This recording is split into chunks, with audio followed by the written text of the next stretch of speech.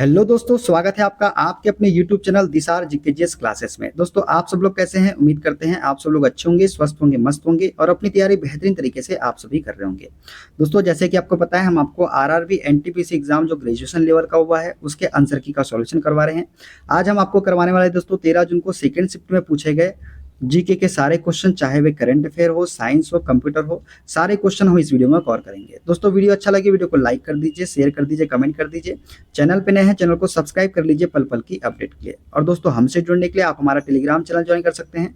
Telegram channel का link मैंने description box में आपको दे दिया है। चलिए दोस्तों, देर ना करते ही स्टार्ट करते हैं अपना सेशन। जनवरी 2025 में किस भारतीय नेता की जयंती के अवसर पर राष्ट्रीय युवा दिवस मनाया गया? दोस्तों, स्वामी विवेकानंद की जयंती पर राष्ट्रीय युवा दिवस मनाया गया।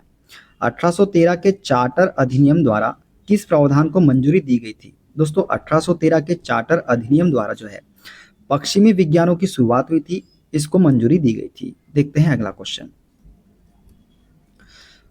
रोम में कोप 16 के विस्तारित सत्र के दौरान किस महत्वपूर्ण वित्तीय प्रतिबद्धता पर सहमति बनी? तो दोस्तों, जैव विविधता संरक्षण के लिए प्रतिवर्ष $200 बिलियन की वित्तीय प्रतिबद्धता पर सहमति बनी थी रोम में कोप 16 के विस्तारित सत्र के दौरान। भारतीय संविधान के भाग 4 में निम्नलिखित में से किसका उल्लेख नहीं है? तो दोस्तों, अभिव्यक्ति के माध्यम के रूप में हिंदी भाषा को बढ़ावा देना, इसका उल्लेख नहीं है भारतीय संविधान के भाग 4 में। देखते हैं अगला क्वेश्चन। संतुलित अभिक्रिया 2Al प्लस 3Cl2 2AlCl3 में एल्यूमिनियम से एल्यूमिनियम क्लोराइड का ग्राम अनुपात कितना है? तो दोस्तों, ये अनुपात है 2:2 का। कितना? 2:2 का। देखते हैं अगला क्वेश्चन।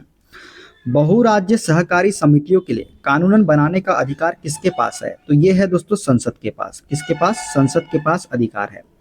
देखते हैं अगला क्वेश्चन। एकाधिक टैब वाले एप्लीकेशनों जैसे ब्राउजर या MS वर्ड में कंट्रोल प्लस टैब क्या करता है? दोस्तों, अगले टैब पर स्विच करता है कंट्रोल प्लस टैब। निम्नलिखित में से कौन सा इनपुट डिवाइस एक उदाहरण है जो उपयोगकर्ताओं को टेक्स्ट टाइप करके कंप्यूटर के साथ इंटरेक्ट करने की सुविधा देता है? तो कीबोर्ड जो है इसका राइट आंसर हो जाएगा। देखते हैं अगला क्वेश्चन। भारत में लड़कियों के अधिकारों और कल्याण को बढ़ावा देने के लिए 24 जनवरी 2025 को कौन सा दिवस मनाया गया है? दोस्तों, 24 जनवरी 2025 को जो है राष्ट्रीय बालिका दिवस मनाया गया है। कौन सा? राष्ट्रीय बालिका दिवस। निम्नलिखित में से कौन सी डिवाइस इनपुट और आउटपुट डिवाइस दोनों के रूप में कार्य कर सकती है? तो टच स्क्रीन जो है ये इनपुट और आउटपुट डिवाइस दोनों के रूप में कार्य कर सकती है। देखते हैं अगला क्वेश्चन। वृहत हिमालय श्रृंखला का अन्य नाम क्या है? दोस्तों, वृहत हिमालय श्रृंखला का अन्य नाम आंतरिक हिमालय है। क्या है? आंतरिक हिमालय। देखते हैं अगला क्वेश्चन। भारत में कारपोरेट सामाजिक जिम्मेदारी पारदर्शिता बढ़ाने के लिए कंपनी अधिनियम संशोधन के तहत 2024 में निम्नलिखित में से कौन सा परिवर्तन किया गया? तो स्वतंत्र ऑडिट के साथ अनिवार्य तिमाही CSR रिपोर्टिंग, यह परिवर्तन किया गया था। देखते हैं अगला क्वेश्चन। कौन सी हिंदुस्तानी गायन शैली उत्तर पश्चिम भारत के ऊंट सवारों के लोकगीतों से उत्पन्न हुई है? तो टप्पा जो है ये ऊंट सवारों के लोकगीतों से उत्पन्न हुई है, हिंदुस्तानी गायन शैली। देखते हैं अगला क्वेश्चन। चंद्रयान 4 मिशन के लिए LVM-3 रॉकेट के कितने प्रक्षेपणों की योजना बनाई गई है? तो दोस्तों, LVM-3 रॉकेट के 2 प्रक्षेपणों की योजना बनाई गई है चंद्रयान 4 मिशन के लिए। देखते हैं अगला क्वेश्चन। 2025 मानव विकास सूचकांक रिपोर्ट में भारत का मानव विकास सूचकांक मान क्या है? तो ये है दोस्तों 0.685। कितना है? 0.685। औपनिवेशिक काल के दौरान भारत का औद्योगिक विकास ब्रिटिश नीतियों का परिणाम था। निम्नलिखित में से कौन सा विकल्प स्वतंत्रता की पूर्व संध्या पर भारत में औद्योगिक विकास की प्रकृति का सबसे सटीक वर्णन करता है? तो ये हो जाएगा सीमित औद्योगिक गतिविधि, मुख्य रूप से कलकत्ता और बॉम्बे जैसे कुछ शहरों में केंद्रित। ये इसका राइट आंसर हो जाएगा। देखते हैं अगला क्वेश्चन। 2011 की जनगणना के अनुसार लक्षद्वीप के किस द्वीप की जनसंख्या सबसे कम है? तो दोस्तों, बितरा द्वीप की जनसंख्या जो है सबसे कम है लक्षद्वीप के। देखते हैं अगला क्वेश्चन। भारतीय संविधान की किस सूची के अंतर्गत सहकारी समितियों को वर्गीकृत किया गया? तो राज्य सूची के अंतर्गत जो है सहकारी समितियों को वर्गीकृत किया गया था भारतीय संविधान की सूची में। देखते हैं अगला क्वेश्चन। निम्नलिखित में से किस आधुनिक भौतिक विज्ञानी ने न्यूटनी यांत्रिकी के मूलभूत सिद्धांतों की गहनता से जांच की थी? तो ये की थी अल्बर्ट आइंस्टीन ने। किसने की थी? अल्बर्ट आइंस्टीन ने। देखते हैं अगला क्वेश्चन। यूनेस्को द्वारा आयोजित एनजीओ का 2024 अंतर्राष्ट्रीय सम्मेलन कहाँ आयोजित किया गया? तो ये पेरिस फ्रांस में जो है ये आयोजित किया गया था एनजीओ का 2024 अंतर्राष्ट्रीय सम्मेलन। देखते हैं अगला क्वेश्चन। हैदराबाद के निजाम ने अपने शासन को किस रूप में पेश करने का प्रयास किया? तो दक्कन में एक मुस्लिम संप्रभुता के रूप में पेश करने का प्रयास किया था हैदराबाद के निजाम ने अपने शासन को। देखते हैं अगला क्वेश्चन। इस्लामी शासकों के शासनकाल में निम्नलिखित में से कौन सी निजी इमारत हुआ करती थी? तो दीवान ए खास जो है ये निजी इमारत हुआ करती थी इस्लामी शासकों के शासनकाल में। देखते हैं अगला क्वेश्चन। अपनी सलाहकार क्षमता में भारत के राष्ट्रपति को केंद्रीय मंत्रिमंडल की सलाह डैश मानी जाती है? तो राष्ट्रपति के लिए बाध्यकारी मानी जाती है अपनी सलाहकार क्षमता में भारत के राष्ट्रपति को केंद्रीय मंत्रिमंडल की सलाह। देखते हैं अगला क्वेश्चन। निम्नलिखित में से कौन सा सही मिलान नहीं है? तो सही मिलान नहीं है इसमें हेरा का आंदोलन पश्चिम बंगाल, ये जो है सही मिलान नहीं है। भारत के पर्यावरणीय अधिनियमों के तहत दंड और हरित मंजूरी लागू करने के लिए 2024 में निम्नलिखित में से किस प्राधिकरण को मजबूत किया गया?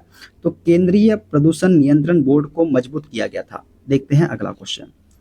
मानव के संतुलित आहार में रुक्ष अंश को शामिल करने का प्राथमिक कारण क्या है? तो यह पाचन में सहायक होता है और कब्ज को रोकता है, इसलिए इसे शामिल किया गया था। अरावली और विंध्य पर्वतमाला के बीच कौन सा पठार स्थित है? तो मालवा का पठार जो है ये अरावली और विंध्य पर्वतमाला के बीच स्थित पठार है। देखते हैं अगला क्वेश्चन। फरवरी 2025 में कॉरपोरेट मामले के मंत्रालय ने निजी कंपनियों के लिए अपनी प्रतिभूतियों को डीमेरिटलाइज करने की समय सीमा बढ़ा दी। नई समय सीमा क्या है? तो नई समय सीमा है दोस्तों 30 जून 2025। देखते हैं अगला क्वेश्चन।